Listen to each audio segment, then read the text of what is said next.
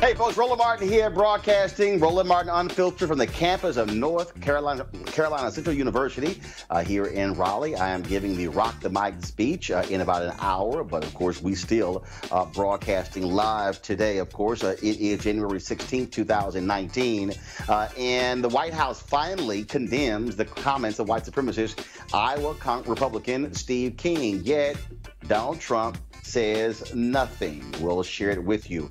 Also, continuing controversy with the third anniversary of the Women's March. The Democratic National Committee, they pulled out as a sponsor of the march along with the NAACP. It was all because of the co-leaders of the Women's March. Of course, critics say they refused to denounce Minister Louis Farrakhan. We will explain to you all of the details with this continuing controversy. Also, folks, on Capitol Hill, civil rights groups testified today with regards to the nomination of Donald Trump's nominee for Attorney General, William Barr. We will hear from Mark Morial, the National Urban League, and Derek Johnson of the NAACP. Some contentious moments there on Capitol Hill. Also, a new study says that fast food companies are targeting Black and Latino consumers. Wait until you hear the numbers based upon a study done by 3 university researchers. Also, Larry Dodson, the Barr case, he retired in 2017. Now he says, I am back. My interview with the man who for 47 years was center stage for the Barr case. He said it's time for a solo career. Also, of course, I am here. We'll talk to, of course, the chancellor of North Carolina Central University about the university and what they are doing to educate HBCU students. And I talked with the CEO of Dherbs Cleanse. Of course, they are one of the partners we have with Roland Martin Unfiltered. And he explains why cleanses are important. It's time to bring the funk from North Carolina on Roland Martin Unfiltered. Let's go. Whatever the biz, he's on it. Whatever it is, he's got the scoop, the fact, the find. And when it breaks, he's right on time and it's rolling. Best believe he's knowing. Putting it down from sports to news to politics. With entertainment just for kicks, he's rolling. It's on go, roll, roll, y'all. It's Roland Martin, yeah. Rolling with Roland now. He's funk, he's fresh, he's real, the best, you know he's Roland Martin now.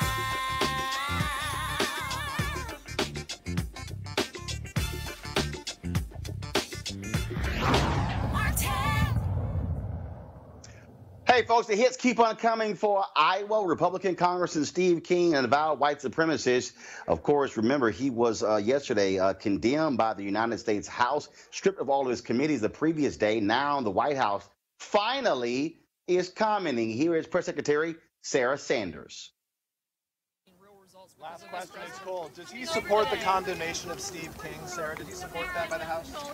Steve King's comments were abhorrent, and the Republican leadership, unlike Democrats, have actually taken action when their members have said outrageous and inappropriate things. I hope that Democrat leadership will follow the very strong and rightful leadership that the Republicans have done over this. Does the president still believe it's Of course, no comment from the tweeter-in-chief. And, of course, Sarah Huckabee Sanders could not help herself taking shots at Democrats, even though Republicans have for a long time allowed the racist comments of Steve King to continue. Also, 2 newspapers in Iowa are now calling for Steve King to resign his longtime position as a member of Congress. Also, of course, House Minority Leader Kevin McCarthy is patting himself on the back.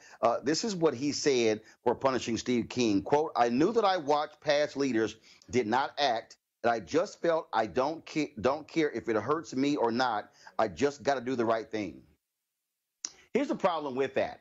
The Political Action Committee of Kevin McCarthy gave the re-election campaign of Steve King last year $10,000. Okay, so it's not like these comments from Steve King are new comments. And so that's what, of course, you got going in Capitol Hill. Let's go to, I want to bring in our panel right now. We're joined by Barbara Arnwine for the Transformative Justice Coalition. Also, Andre Perry. He is Metropolitan Policy Program of the Brookings Institution.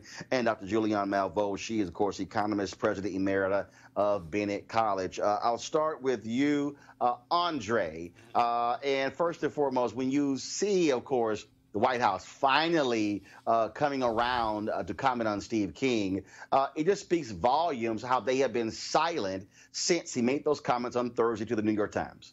Yeah, and it's amazing that it's taken this long, but remember, his constituency has voted him in time and time again. He's a reflection of America, as is Trump. And so I'm not surprised because pot meets kettle in this regard. Just because Trump has not said white supremacy, what's wrong with it, does not necessarily mean his actions hasn't spoken more loudly than that. So I'm not surprised because in many ways there are peas in a pod. Barbara? Well, listen, I have been arguing on Twitter for months before this latest blow up that this man needs to be expelled. Anything short of an expulsion from Congress is insufficient.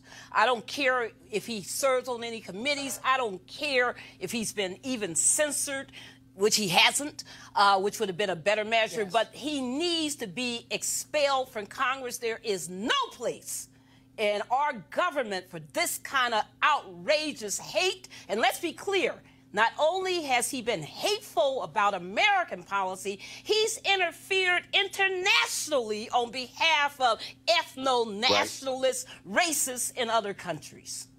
Julian? Roland, this censure would have been the appropriate measure.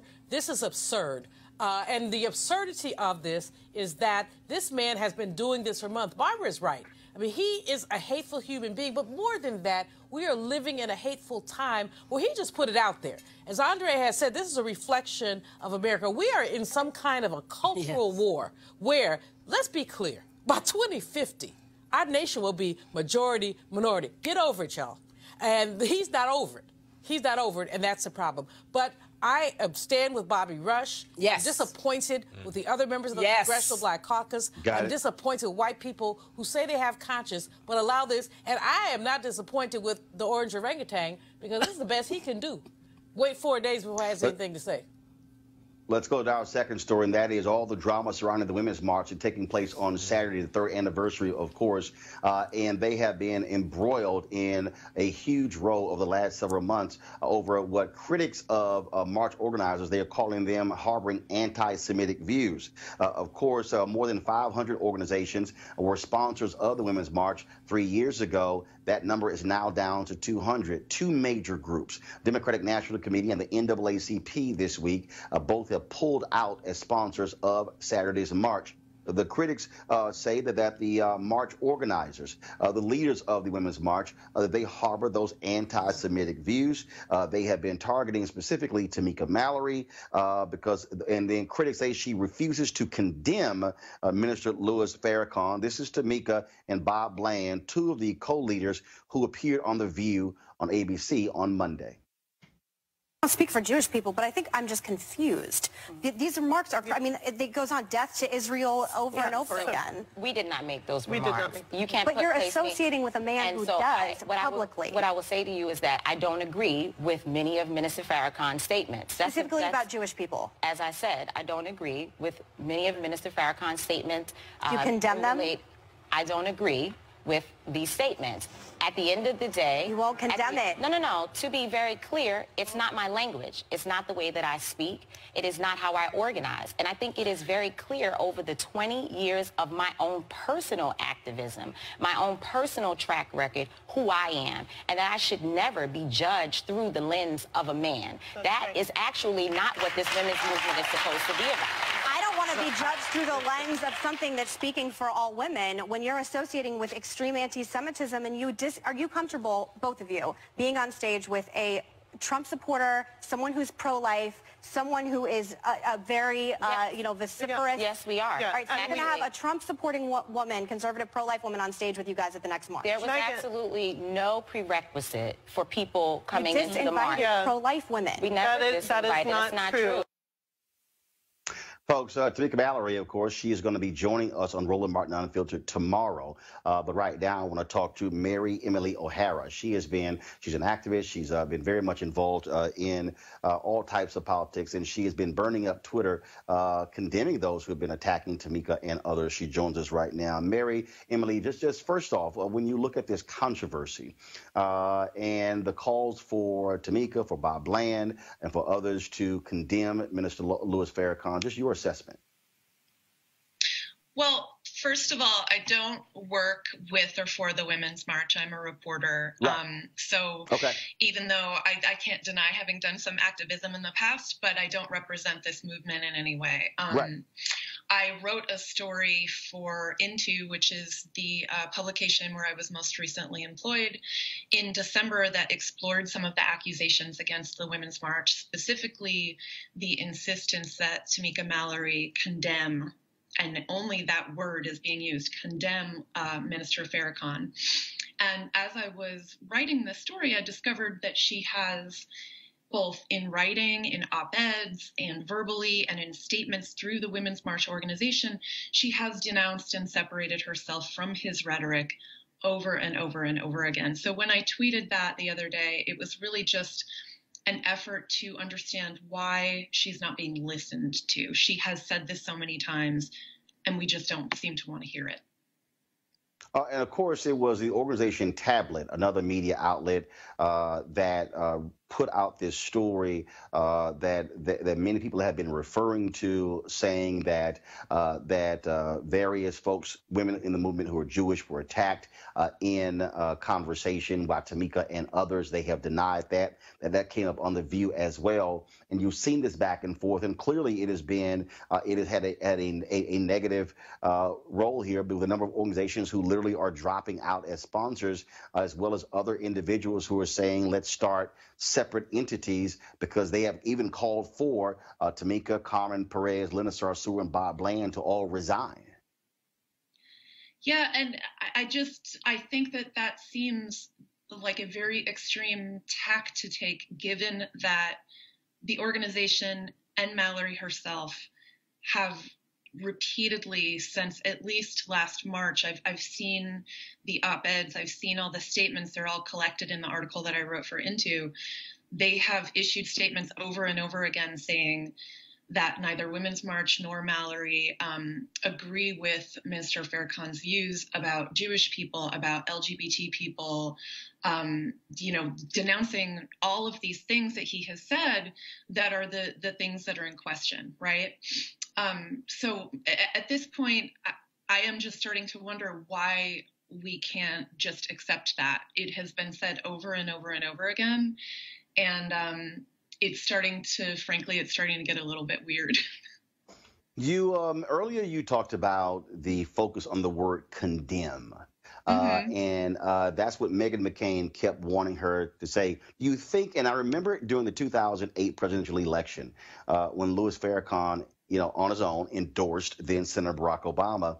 And in one of those debates, I believe it was Tim Russert and Brian Williams, and they wanted, and it was like, do you reject the endorsement? Do you condemn Minister Farrakhan? Do you think that critics want to hear her publicly say, I condemn Minister Louis Farrakhan? Do you think that's what the issue is?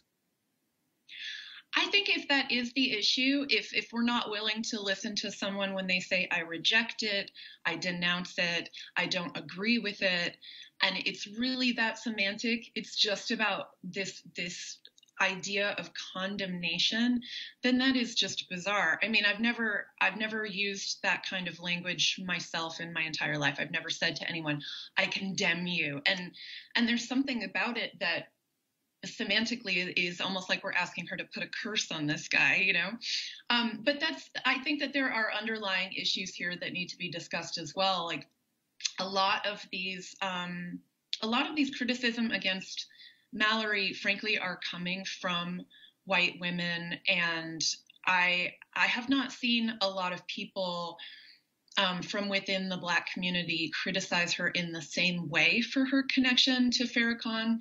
And I think that there is a point at which white people should take a step back and ask ourselves, what do we really know about Louis Farrakhan's role in the African American community? Personally, my personal opinion is that he is a rampant anti-Semite. I've seen some of the things that he said. He has said horrible things about Jewish people. He has said horrible things about Israel. I don't know what his deal is with Jews in Israel. I don't know what it is. But I also know that the Nation of Islam and Farrakhan himself have served a role in the African American community that has been in many ways positive, has been empowering for a lot of people. And if Tamika Mallory grew up in a community and a family that had connections to the Nation of Islam, and she's known that her whole life, it is not my place to tell her that she has to separate herself entirely. Like, for example, I'm an Irish Catholic woman. I am an out lesbian. I work in LGBT media. It's sort of like, to me, it's what we're asking Mallory to do is sort of like asking me to condemn the Pope. Like, I don't really have that much control over what the Pope does and says. And just because I was raised in a Catholic background, does that mean that I personally am responsible for everything that Catholicism has ever said and done? No, and I don't think that Mallory should be held responsible for everything that Minister Louis Farrakhan has ever said or done. All right, journalist Mary Emily O'Hara, we shall appreciate you joining us. Thank you so very much. Thank you. All right, then. Folks, I want to go to this story here that's pretty interesting. That is, a new study shows that fast food and candy advertisers are targeting black and brown folks more than whites. They do this through advertising on television shows that appeal specifically to African Americans and Latinos. Check this Wendy's spot, which features black teenagers identifying as targeted to them. Introducing Wendy's new Giant Junior Bacon Cheeseburger. It's a Giant Junior? Yeah, it's the deliciously different Junior Bacon Cheeseburger made giant. With double the fresh, never frozen beef, double the oven-baked bacon, and double the cheese, it's a Junior that's made a big name for itself. It's a Giant! Junior? And now, for a limited time, get the Giant Junior Bacon Cheeseburger with fries, nuggets, and a drink for just $5. Folks, here's some of the key findings from this study done by the UConn-Rutt Center for Food Policy and Obesity. Black children and teens each viewed an average of more than 16 food-related ads per day in 2017, compared to 8.8 ads per day for white children and 7.8 ads for white teens. Black children and teens saw approximately 2.5 times as many candy ads as white children and teens. I want to bring in my panel right now, and I want to start with you, Julian. And let's deal with this reality, because we saw this previously with black media outlets when it came to the issue of cigarettes. Mm-hmm. And many people said, oh, my goodness, these tobacco companies, they're targeting African Americans. And growing up, if you looked at Ebony Magazine, if you looked at Essence, you looked at Black Enterprise, you saw these ads. But what folks don't also want to talk about is that the major car manufacturers, the high-end manufacturers, and many other advertisers would not advertise in these various outlets. And so when you think about black media outlets, and I've worked in 12 now different outlets, the reality is when you think about fast food restaurants, companies with sugary products, they have been more inclined to advertise and support various events in black media than, frankly, a lot of other advertisers. And so I think we have to look at this just beyond just the idea of saying, oh, they're targeting blacks and Latinos, to also understand the advertising culture of who supports and who doesn't black media.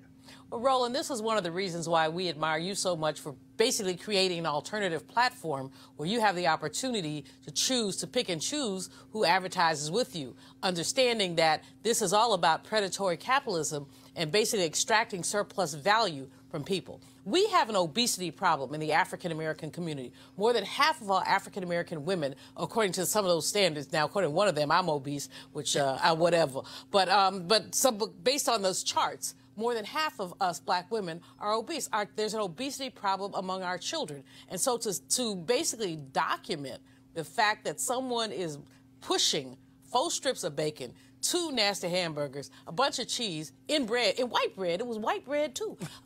Just saying. But they're doing what they're supposed to do. They're extracting surplus value. We have 2 issues. Number one, they're not putting a gun to anybody's head to say, you have to eat that hamburger. If you did, you'd go to the White House and be like, Clemson or something. But number two, the issue is we have to really talk about those who do not advertise in our community and what our media outlets are stuck with in terms of who comes to them. No newspaper, no magazine, no BET or TV1 is going to turn the advertising away because they need it, because that's how they survive. And so, again, kudos to you for what you do, but kudos to us, those people who are lifting up consciousness about the bad eating habits in our community and the extent to which they will kill us. Andre, I want to go to you because, again, the study is critically important and it raises critical issues. But, again, as somebody who has worked in black media, I'm also understanding of when you have a media company, you got to have advertising dollars to survive. And if other companies are ignoring black folks and these companies are targeting them, there's a reason black media companies, you will talk to those companies, because guess what? Others refuse to even advertise with us. If other companies advertise with black media, they wouldn't have to take as many ads. Absolutely. Andre. So there are a couple of things that are at play. One, media outlets and people in them harbor the same biases and stereotypes that exist nationally. And so there is a perception that blacks do want these kinds of foods, and it does influence our behavior. Likewise, there is a socioeconomic component to this. Black actors, black advertisers need business, and they're going to find it any way they can. And so when you see food deserts particularly in urban communities, and the only shop in town is McDonald's or Burger King and things like that, they're going to market as much as possible to make sure those products get out to those communities. But again, this is a vicious cycle. You have advertisers who are racially biased, and it does influence behavior. Barbara. Yes, well, racially predatory practices are just a problem that prevails within our community, within this society. And this is just one of them. I want to point out that there was a study, I don't know if people saw it, that came out, in the last month that showed that more people are buying food from dollar stores than the whole sales market for Whole Foods. That just tells because dollar stores are in our communities, Barbara, and Whole Foods isn't. Right, and it means also that if you're buying from dollar stores, there's no fruit, no fresh vegetables. That means, certain levels of healthy eating is not available. I do think this is a challenge to our community, that ultimately we have to start preaching, start teaching, start advocating for much more wholesome eating. And I do that in my house. I mean, I have to talk to people in my own household. I'm like, SpaghettiOs? What is that? Come on, let's cook some real food. So, you have to really work on this, and I think it's a real problem. These targeting, though, of African-American youth and our children, because what you eat is what you think, is how you live. None of that makes sense. So it's urgent that we, not only engage these companies in changing what they're doing, but also that we also look for other ways of organizing to make our communities more healthy. And that's why we want to, again, expand the conversation. First of all, folks, thanks a lot. Folks, again, I'm here in North Carolina Central speaking at their Rock the Mic conversation. Of course, looking forward to talk with their students a little bit later. Joining us right now is the Chancellor, Joseph Gotch Johnson. And so, first of all, Doc, you're looking smooth over here. I got to tell you that here. I got to tell you that. First and foremost, so how long you been Chancellor? Well, it's been about 3 years now. Right. I was interim, and then, of course, altogether about 3 years. What we have seen, of course, and we cover these stories all the time in terms of what is happening with HBCUs, the impact when it comes to students with enrollment. How are you faring after all the trauma, let's just be honest, HBCUs went through when it came to the change in the financial aid under the Obama administration? Well, thank you so much, Mr. Martin. It's a pleasure to have you on our campus, by the way, and I've been a long-time fan of yours. Tom John and all of that. I've seen you guys in Long ago. So again, we thank you. It's always been a challenge, particularly for HBCUs.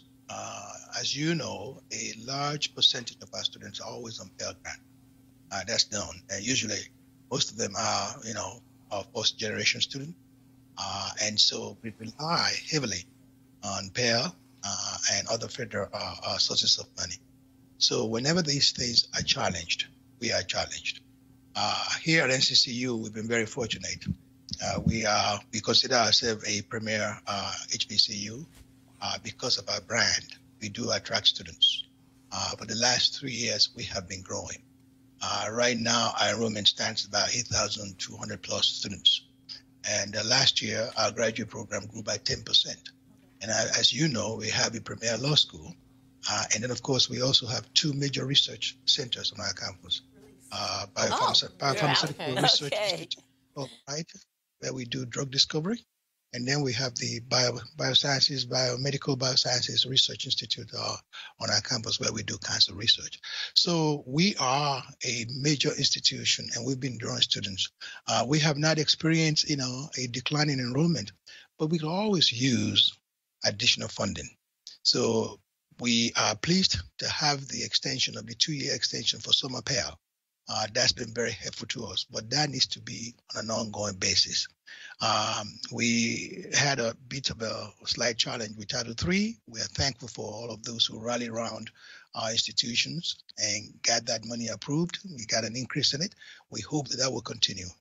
A lot of our schools rely on Title III funding. So there are other sources of fund that we need to make sure that federal funds that we need to make sure that we continue to receive, because of the high level of need for our students. And we're also seeing, of course, we're seeing folks understand, many HBCUs, that, look, the competition for students is also fierce. And so how are you also letting your folks know how critically important it is to market the university, to market your professors, to market those individuals and say, look, when you come here are, award-winning professors who are doing this and doing this and doing this, because that's also what also is attractive to students. Absolutely. I mean, you have you put your finger on it. We can no longer take our students for granted. Many of our students now do have options. They can go to PWIs, and in order for us to be competitive, we have to tell our stories.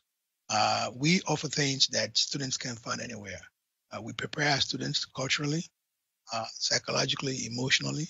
We attend to all of that. We also have award-winning programs, academic programs. And as you mentioned, we have very, very high caliber faculty and staff.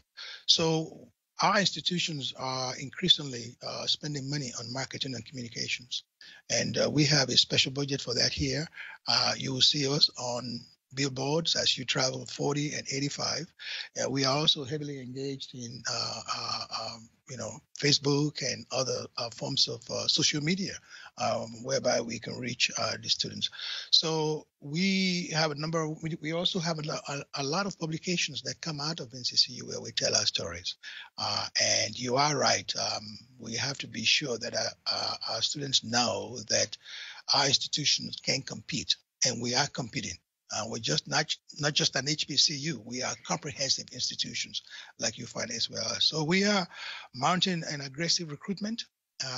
Here at NCCU, we receive over 15,000 applications a year. We can't take them all, but we are out there, and you are correct. We need to be able to tell our stories, and we're doing so. I created a hashtag HBCU Giving Day as a way to encourage folks to give to HBCUs, but also alumni. What is your alumni giving in terms of percentage? Right now, we're doing very well. We're about 12% right now, which is a very high for a lot of HBCUs. Exactly right. It's very high for HBCUs. But when you actually look at numbers, that's percentage. Right. We're doing better in numbers, than percentage. So it's good. It could be better. And all credits due to our alumni. They are giving.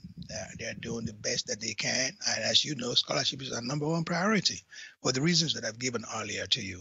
Our students are working, more than 75% of them are engaged in either half-time or full-time employment. So we do need scholarship money. The other types of needs that we have that we don't talk about enough is infrastructure needs. Because most of our campuses are aging. And for instance, here we were established in 1910. We're 100 plus years. Many of the buildings on our campuses are old, and they do require repair and renovations. And so we need to set money aside to be sure that we can keep conducive facilities that are decent, that provide an atmosphere for learning for our students. So yes, we need scholarship, and we thank you for establishing, that initiative for us. We can do more, and we talk to our alumni, and they're doing well, but we can do better in those areas. Well, that was one of the reasons why, again, when I've spoken a lot of HBCU campuses, and I've done my shows from there because one is free publicity, and again, for people who don't know the story. And so I'm so certainly glad to be here.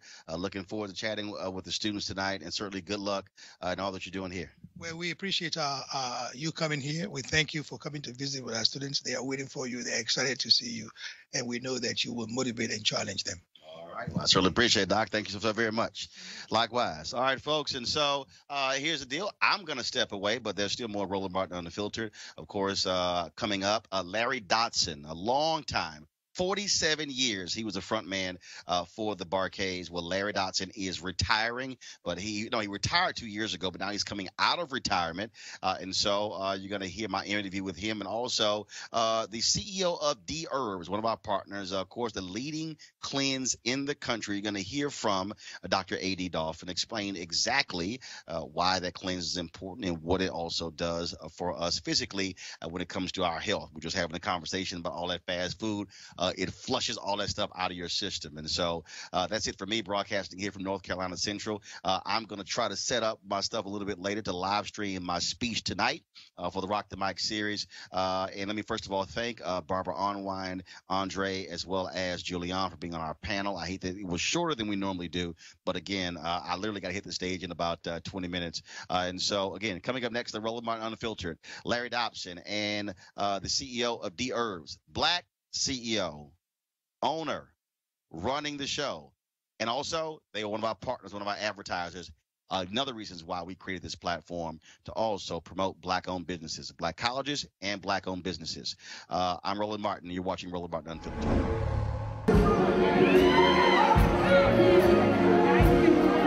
This is the moment y'all been waiting on. As y'all know, I am retiring. Oh, listen, wait a minute. And for the last year, we've had a worldwide search, not just in the U.S., but a worldwide search for somebody to take my place. Oh, I know it's been bittersweet, but I've been here for 47 years. But let me tell you the good news. We've looked all over the world. We've looked all over the 50 states. And the search has brought us right here to Memphis, Tennessee. All right, Larry Dodson, glad to have you here on Roland Martin Unfiltered. Now, I emceed the concert where you announced your retirement from the Barcades. You said you wanted to spend more time with your children and your wife. Now, what's the deal? They telling you, get the hell out of the house, you driving us crazy? No, it's not that bad, Roland. I tell you what, all I can say is the fans were right and I was wrong. They everybody said, Larry, you're not going to last out. We'll give you 6 months. And I lasted a little long. It's been a little over a year, but Roland, I miss it so very much. And man, I have so many fans that have called. It's been letters and emails, and people from the business have just said, why in the world did you ever leave? And, I talked to my family and I prayed and I said, you know what, I missed this too much. I would be lying to myself if I sat up here and said I'm going to write books and that's going to be the end of it. I am back and I am too excited. But I will share something with you. When I decided to do this, I started secretly rehearsing I have a brand new band. I put a whole show together. Over the last 4 months, I've been really secretly, I did everybody under non-disclosure. They couldn't talk about it or anything. So I've been preparing myself, Roland. And I'm ready to go, and I'm back out here, and it's called the Larry D Return to Burn Tour, and that's what I'm returning to do. Burn, burn, burn. Now, you were with the Bar-Kays for how long? I've been center stage with the Bar-Kays for 47 years. 47 years, and of course, like I say, at that concert, and we're rolling a video right now of the transition where they announced, they unveiled the new lead singer for the Bar-Kays. I interviewed the both of you about that, and as a matter of fact, for all the folks out there, so here's some of that interview. So Larry, first and foremost, what was it about this guy that he was the one? Roland, we looked everywhere, high and low. Chris J has a soul. He's a sponge. He's a student of the game. He's a scholar. He's a student of this thing we call R&B, soul, funk music. He's got everything we were looking for. He admires the Bar-Kays. No, he loves the Bar-Kays. That's right. And that's very important. It wasn't about the money with him at all. All those factors came into play. There were a lot of guys who auditioned for this role. And Chris was just the guy we wanted. Thank you. Coming from Memphis, Tennessee was a plus. How's it feel replacing a legend? Man, it's big shoes, man. If you can, I don't know if you can get that, but I'm just gonna put some toes in there first, and then I'm gonna put a couple more toes, and until I be able to, man, do what Larry do, man. 47 years legend, man. Trendsetter, snake, throwing fire. Back in the day, man, the '60s.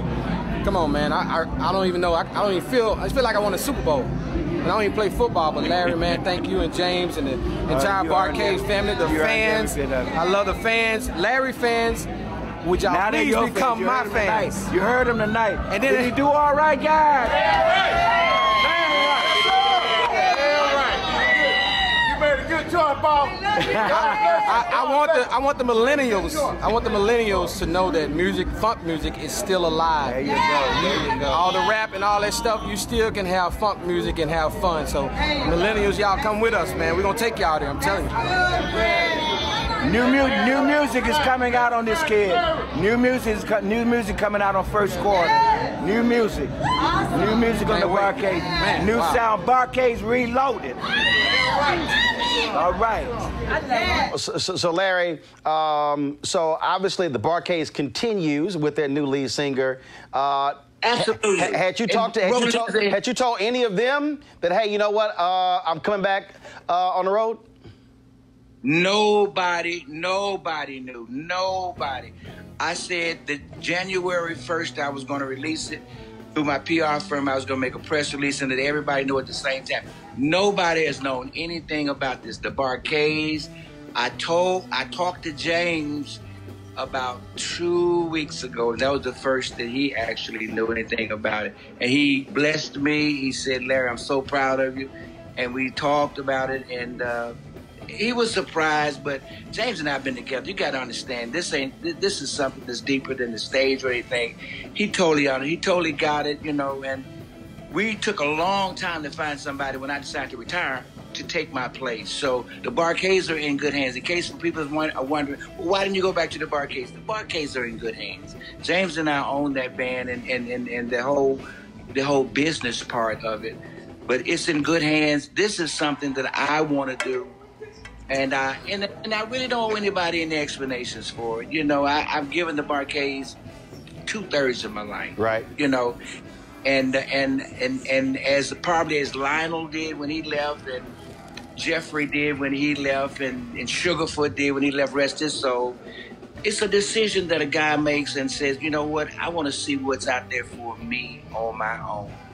And I'll be out there doing all the stuff the Bar-Kays do, all the songs that have made the Bar-Kays and myself popular. So if you're wondering if I'm going to do that, yes, I will be doing the Bar-Kays stuff. Absolutely right. And some other stuff that I've been longing to do all my life. So you said, but now you said that you and James still own the business side of the Bar-Kays. And so while that's going, I mean, you still, I mean, it's a business thing, But explain to people, what is it about that stage that is so alluring and that brought you back? Roland, and if you can understand it, in my audience out there, my fans, if you can understand this, that's my paradise. That's the one place I feel like I'm totally in charge. It's what I do. I've done 30 albums, Roland. I Googled myself once, and I was amazed at how much music I've actually been involved in. I did it one time. I'm a humble guy, so I'd never done that before. My mouth fell open. I never knew I've been involved in so much music. We've done gold albums, been inducted into the R&B Hall of Fame, Smithsonian, just a lot of stuff. But while you're doing it, you don't think about that. But I miss it so very much, much more than I thought I would. And I said, you know what? Rick James gone, Sugarfoot's gone, George says he's going to retire, Prince is gone. Somebody's got to stay out there funking, man. I got to go back. I got to funk, and that's what it's on me. That's what's in me. That's what's on me. And people miss it. They let me know they missed it. So I remember we were on the Tom Joyner cruise, and we're playing that video right now as well when they brought a cake out, and when you talked about your retirement, and Frankie Beverly, he came out there as well, and Frankie said, "Look, hold up, now I ain't retiring." Okay, you retiring? Am I retiring? No. Larry Dodson gonna retire? No. It makes no sense. But I'm gonna go along with it. And so it's funny that as you talk about, coming back, and when you think about Frankie being 72, 73, Eddie LeVert being 78 years old, I think Eddie will be 79 in June. When you think about these other artists, I mean, the reality is, I think for the public, folks don't realize that, if you've been singing since you were a kid, you're talking about, look, that is your whole life. And the reality is, as long as you can still get up, as long as you can still do it. I mean, I think about B.B. King. When he passed away, he had left the stage only 2 or 3 months earlier before he passed away. And we often see that with musicians, that they still just keep going until God calls them home. You better know it, man. And you know what, Ron, you know what, I tell you something that was very encouraging. Charlie Wilson called me, and I hadn't told him. Charlie and I are real good friends. Mm-hmm. Charlie called me, and I said, and I call him C. I said, C, can you keep a secret? He said, yeah, what's up? I said, I'm going back on stage. He said, what? But he told me, and we talked about an hour. He said, if anybody can do it, he said, but Larry, it's going to be tough. He said, it's almost like starting all over again. He said, but it's going to be tough. But he said, if anybody can do it, you can do it. And Charlie has shown me that it can be done. Yep. It can be done. A lot of hard work. And Charlie is a true and living example of somebody who's been through the muck and the mire, and God has truly, truly blessed him. And ain't nothing wrong with me, man. I didn't have anything wrong. I wasn't mad with James, wasn't mad with the band. I don't have any heart ailments, no health ailments. My wife and I've been married 48 years, And my wife and I just said we were going to just retire and stop. And my daughter's Down syndrome, spend some more time. I meant every word. Mm-hmm. And I thought I could just sit and do this and write 2 more books, and which we're doing now, and call it a night and call it a day with the stage. But I can't, it's in me. I got new music I'm getting ready to do. All right. And if you can feel it in my spirit, in my voice, you see I'm so excited, man. Oh, yeah. Well, look, I'm looking forward to seeing you back on stage, and let me know if you need somebody to MC the concert. I'll be there for you. Oh, you the man. You did a great job, and you got some more flowers to throw on the fire yourself, okay? I appreciate it, Larry Dodson. Thanks so much. We're looking forward to you being back on stage. Be well, man. Thank you. All right, take care. You want to check out Roland Martin Unfiltered? YouTube.com/Roland S. Martin. And subscribe to our YouTube channel. There's only one daily digital show out here that keeps it black and keep it real. It's Roland Martin Unfiltered. See that name right there? Roland Martin Unfiltered. Like, share, and subscribe to our YouTube channel. That's YouTube.com/Roland S. Martin. And don't forget to turn on your notifications so when we go live, you'll know it.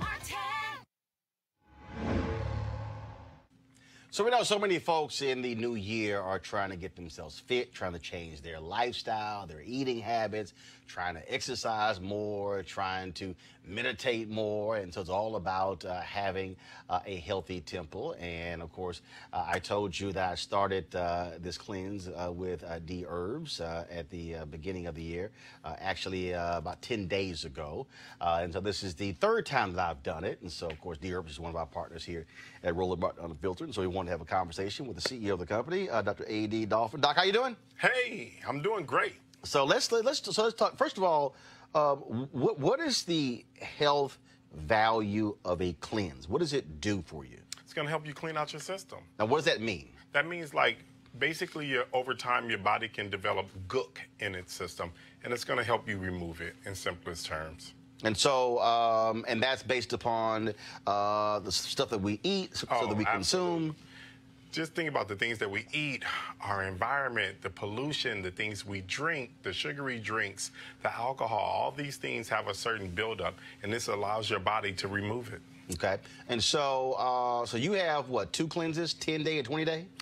We actually have 27 cleanses. Okay, got it. But this is the cleanse that you would basically start off with, which is the 20-day and also the 10-day. Okay. Either one. All right. And so when we talk about these cleanses, so let's go over here. So here are the various pills that we take. Now, first of all, there are 6 different pills. So we got cardiovascular, kidney, bladder, and adrenals, blood and lymphatic, lungs and respiratory, colon and digestive tract, liver, spleen, and gallbladder. Yes. Okay. So now you developed this. Yes. And so it was based on what? Why did you say, you know what, I really need to develop this cleanse? Well, these are based upon your basic eliminative channels. So these are the eliminative channels men and women are both going to have. So therefore, the cleanse is fit for both. Okay. And so you take these pills, 5 pills, one set each day for a total of 30 pills. Yes. And so so by taking these and then drinking lots of water, what is it actually doing? What is it doing to your body? What is it? Describe that process. Okay, so basically what it's going to do for each one of those individual organs that it speaks of, that is going to actually help provide more energy so that particular organ can do more for your body, allowing it to clean out itself. Okay, and so our body also removes stuff in what different ways? So, I mean, obviously... Yeah, so you got your skin. Your skin is the biggest organ in your body. More things actually pass through your skin than your actual bowels. And then, so that's one way. Then we got other things as far as breathing, your respiratory system. Then, of course, the other one is your, going to the restroom. Okay, and on this cleanse, it's all raw. So raw vegetables, but also fruits. Yes, fresh fruits and vegetables, raw nuts and raw seeds. So you're on a raw food diet. Okay, and when you're taking these, when you talk about the, so I got to ask you this. When I posted a photo on YouTube. Okay. A fruit plate that I had for breakfast. Right. And then, of course, everybody thinks they're a doctor, and so folks are going, "Oh my God, that's way too much sugar." You know what? I always try to tell people don't understand that there's a lot of studies now that, especially when people talk about the sugar issue, is that if you actually go raw, you can help turn diabetes 1, type 1, you can actually change that for themselves. You got to remember, God put this stuff on the planet. This stuff is not going to hurt you. This is not pharmaceutical drugs in any way, shape, or form. These are natural sugars that your body can withstand. So it's not processed, and so there you go. Again, so I'm not. First of all, I'm not a vegetable person. Okay, I mean, my wife knows it, my family knows it. Right. I can't stand vegetables. Right. So my whole deal is, okay, thank God for fruits. Thank God that I can actually eat pineapples, blackberries, blueberries, strawberries, raspberries. Right. Are bananas allowed? Absolutely. Okay, bananas, green apples. There you go. I'm trying to think. Watermelon. Any fruits and vegetables that your heart desires, you can have on this cleanse, and there's no limit on the amount of food that you can eat. And then the nuts. Again, first of all, I've hated nuts all my life. I mean, I just did. So I forced myself, I said, out of all the nuts, to tolerate pecans. Okay. And luckily they have it's the Sahela, I think it's called mix. I got some in my office. Right. So basically, it's like cherry, almond, apple, and pecan in that mix. Okay. Thank God for that. Right. Okay, so there's a little sweetness to it. But the thing about it is, but this is also, again, it's a process. It's a mind of a matter because, I mean, look, you know, you want to eat meat or you want to eat cereal or whatever. So it's like training yourself. Okay, I cannot have that. I cannot. Okay, I just gotta stay away from it. But you gotta kind of keep in mind that you were trained, you were already programmed. You're programmed now that you need eggs, you need pancakes, you need these things. So you actually have to go through a reprogramming of yourself. Fruits and vegetables, especially fruit in the morning, is great for your body because it's going to give your body that energy that it needs to get through the day. If you ever notice when you eat a breakfast, especially a heavy breakfast, it tends to tone you down. It tends to make you tired because now your body has to take time to process that. This is going to keep you moving. But also for the people who don't understand, I mean, the traditional large breakfast was meant for a different society. That was when folks were working in manufacturing facilities and in plants or working out in fields, and so you burned that breakfast off by the time lunch came. No, that's really true. We definitely live in a different lifestyle currently, but actually your largest meal should be lunch. Okay, why is that? So why is the largest meal lunch? The largest meal is lunch because, first of all, you don't want to get too sluggish in the beginning of your day, and you don't want to get too sluggish before you go to sleep because of the fact that you don't want all that on your body prior to sleep. So the best time to have the biggest meal of the day, which is in the middle of the day, which is lunchtime. Okay, so I'm on this 20-day cleanse. Okay, well, let me also go over this. Okay. What is the value of carbon-activated charcoal? Oh, because I can tell you it's horrible drinking it, but what's the value? And I'll be perfectly honest. I'll be perfectly honest with you. I have not tried it. No, I've tried it before, but on this cleanse I have not tried it. I said, you know what? I'm gonna have to ask him before I. You know what? What's the value of it? You are making the biggest mistake by not taking that. What does Let this me do? tell you that. So anytime anybody that goes to the hospital and they're suffering from any kind of overdose, that's what they give them. Okay. Because it pulls all of the poisons out of your gut. So the things that the aspirins, the pharmaceutical drugs that you've taken in the past, all that history, it pulls it out of your gut, and then you're going to take formula number 6, and in the morning you're going to rid yourself of that waste. So I do this before number 6? Huh? No, this is the last part of. But in the morning, number 6 is the one that makes you go in the morning. So this is the last thing that you number take. Number 6, that's so this is number 7. No. It's the colon formula. See? Formula number 6, the colon formula. Right, but that's 7 p.m. Right. But then you're going to take this prior to going to sleep. No, I got it. So what you're saying is you're taking the formula number 6 before, and then you're going to take this, but when you wake up in the morning, it's going to flush it all out. There you go, with the colon digestive tract. Got it. Because I was sitting there going, it's just black. It's black, but it doesn't have a flavor at all. Right. It's a little grainy, but that's it. Okay, no flavor. The only thing that I would suggest, this is just y'all, as a consumer from packaging, the only other problem is that once you open this, the problem is it gets all over the place. It does. It can. So if you're not aware of the situation. So I'm glad you're exposing this to people because that's one of the products that you got to treat with a little bit of care. You got to just take your time, open it, set it to the side. Okay, so here's the question. Okay, so I have enough here. Go through the 20-day cleanse. Right. I have not used it yet. Okay, so let's say when the 20-day cleanse is over. Okay, can I still keep doing this? Absolutely. In Africa, you know what they do with activated charcoal? It's a natural teeth whitener. So you can actually brush it on your teeth. I know it's black, but it's actually going to clean your teeth. What? So you can put, are you saying? Put a little toothpaste on it, you dip it inside, you brush your teeth with it, it's going to help whiten your teeth. And along with that process, we already know it's going to pull the poisons out of your gut. So before this, what were you doing? Before this, what I was doing? On the medical side. On the medical side, nothing. I wasn't doing anything on the medical side. I ran several businesses my whole entire life. So I had a real estate company. I had a training business that taught kids how to play basketball. I've had probably every business under the sun. So where did this come from? Where did this come from? I actually met a herbalist that I really liked. And, you know, I began gaining weight when I was, after I stopped playing basketball. I used to play professional basketball in Australia. And I gained weight, and I did the cleanse, and it changed me. It really did. It had a profound effect on me. And then, so then I started doing everyone's cleanse. And then I noticed that I had such a wonderful experience. Felt like all of them had something missing. So I needed to add. I felt like I could put together a cleanse. So therefore, I hired a herbal team. And I found an herbalist that I really, really liked. And we began to put together this product. And this product has been in existence for the last 15 years.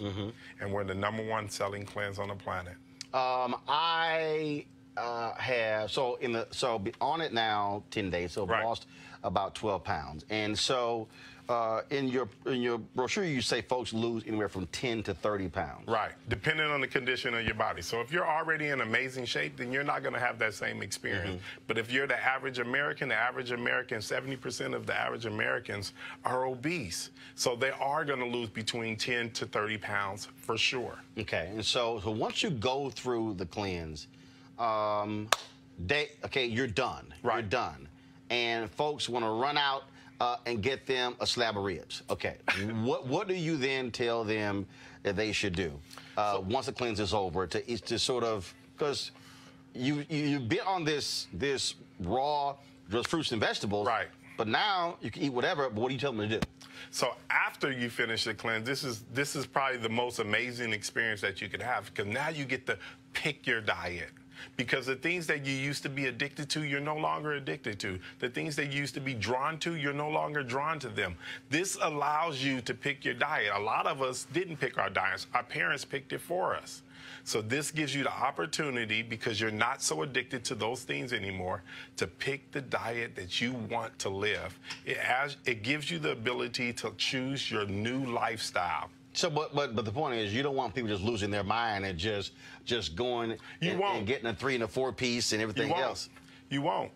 After you go through this experience, it's like climbing Mount Everest. You're not going to turn around and just jump out the window again. Nah, you're going to take it slow. You just lost 30 pounds. Now you're feeling great. You have more energy than you've ever had. You're trying to find a way to actually retain that feeling. Now, how often do you recommend folks doing a cleanse? I know some people who do it once a year. Right. I've heard others who do it 2 or 3 or 4 times a year. Is that? Absolutely. Some people do it every seasonal change. That's what you're referring to. You got some people who do it once a year. So it really depends on how well you eat. If you eat very poorly, do as often as you can, because you can do it as much as you can. This is not a normal cleanse. Most cleanses, they say, where you have to drink some special concoction. You have to starve yourself. You don't have to do that. You can eat as much as you like on this cleanse. We just trying to get you to eat healthier foods. Of the folks who've done it, what kind of changes have you actually seen? Oh, man. God, I've seen people that's, suffering from things. Their body begins to recover. I've seen people lose up to 42 pounds on one cleanse in 20 days. Wow. I've seen people have more energy than they ever had. I've seen people, the list goes on. It really depends on what you're going through, what your experience is going to be. Okay, and what I said this is, so when you say you have the regimen, so take the first one at 7 a.m., but you also say take the last one at 7 p.m. That's always an issue for me because of my work schedule. Right. So I actually wake up later. So typically I might wake up around 9 or 10. Or like, for instance, when I do my Tom Joyner segment, it's Mondays and Wednesdays, it's at 7. But then I go back to sleep because, again, I'm doing my show from 6 to 7 evening. Is part of this also you're trying to get people not to eat late? No. Actually, this is built for the average person. So it's not necessarily built for you. Because some people have, they wake up they have to be at work between 9 and 8, and they go to sleep around 10. It's for that person. But you can always adjust the time of the schedule when you're supposed to take the capsules. Why 2 to 3 hours gap? Because that's how long it takes you to process food within your system. Okay. All right, then.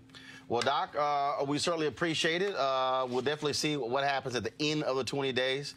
It has been quite interesting, all the fruits. And but I will say this here. Thank goodness for fruit smoothies, where I can actually take that spinach organic mix of green stuff that I normally would not eat, and at least put it in a blender and put it with some fruit, and I can actually drink it. There you go. So J.J. Smith and her green smoothie, she actually got me started on that, because before I'm like, I'm not doing this. But Doc, we appreciate it. Thanks a lot. Absolutely. All right. Have a good one. You want to support Roland Martin Unfiltered? Be sure to join our Bring the Funk fan club. Every dollar that you give to us supports our daily digital show. There's only one daily digital show out here that keeps it black and keep it real as Roland Martin Unfiltered. Support the Roland Martin Unfiltered daily digital show by going to RolandMartinUnfiltered.com. Our goal is to get 20,000 of our fans contributing $50 each for the whole year. You can make this possible. RolandMartinUnfiltered.com.